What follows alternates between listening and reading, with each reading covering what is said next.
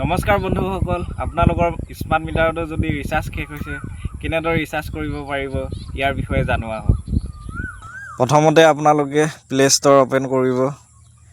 তাৰপিছত ইয়াত চাৰ্চ কৰিব মাই বিজুলী এপছ বুলি এপছ। তাৰপিছত এইটো দেখিছেনে, এইটো এপছটো ইনষ্টল কৰি ল'ব। ইনষ্টল হোৱাৰ পিছত আপোনালোকে অ'পেনত টিপি এইটো এপছত যাব। এপছত যায় যদি আপোনালোকৰ ফোন নাম্বাৰ বা কনজিউমাৰ নাম্বাৰ ৰেজিষ্ট্ৰেশ্যন নাই তেতিয়াহ'লে ৰেজিষ্ট্ৰেশ্যন কৰি ল'ব। আমাৰতো অলৰেডি ৰেজিষ্ট্ৰেশ্যন আছে, এতিয়া মই মোবাইল নাম্বাৰে খুলিম। যদি আপোনালোকৰ মোবাইল নাম্বাৰ এড থাকে মোবাইল নাম্বাৰ দি কৰিব পাৰে।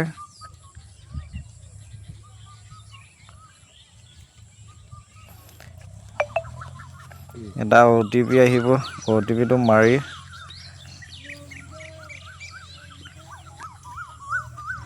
আপোনালোকে ভেৰিফাই টিপি তাৰপিছত কনজিউমাৰ নাম্বাৰটো ওলাই যাব এনেকৈ যদি আপোনাৰ এড থাকে। তাৰপিছত ইয়াত টিপি দিব কনজিউমাৰ নাম্বাৰত।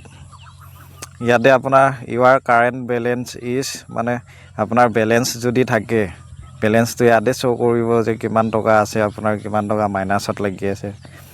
বৰ্তমান আমাৰতো 60 টকা মাইনাছত লাগি আছে। তাৰপিছত ইয়াতে দেখিছেনে ৰিচাৰ্জ বুলি এটা অপশ্যন আছে, এইটো ৰিচাৰ্জত টিপিব। তাৰপিছত ইয়াত এমাউণ্ট চাৰ্জ কৰিব, আপুনি যিমান টকাৰ ৰিচাৰ্জ কৰিব বিচাৰে। তাৰপিছত ইয়াতো এমাউণ্টটো বহাই ল'ব। তাৰপিছত মেক পে'মেণ্টত টিপিব। তাৰপিছত আপোনালোকৰ UPI বা এনি UPI এপছত টিপিব। তাৰপিছত এইটো আপোনালোকৰ গুগল পে' বা ফোনপে'ত ডাইৰেক্ট লৈ যাব। গুগল পে' এপছটো লগ ইন কৰি এইটো পে' কৰিলেই পইচাটো পে' হৈ যাব।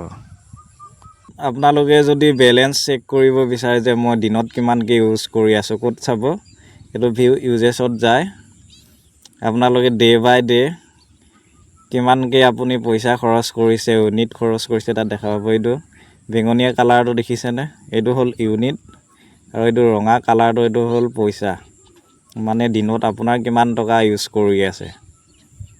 ইয়াতে আপুনি বিলটো কমাবও পাৰে, বেছিও কৰিব পাৰে, আপুনি মেইনটেইন কৰি চলিব পাৰে। আৰু আমাৰতো দেখিছেনে 6 টকা 18 পইচা গৈছে 3 জুনত।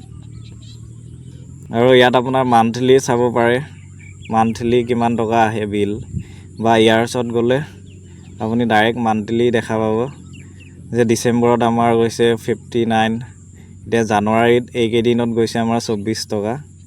এনেকৈ আপুনি মাহত চাব পাৰিব। যদি আপোনালোকৰ মাই বিজুলী এপছটো নাই বা গুগল পে'ত ফোনপে'ত কেনেকৈ ৰিচাৰ্জ কৰিব, মই ভিডিঅ' এটা বনাই থৈছোঁ, আপোনালোকে চাব পাৰিব, তলত কমেণ্টত থাকিব। ধন্যবাদ।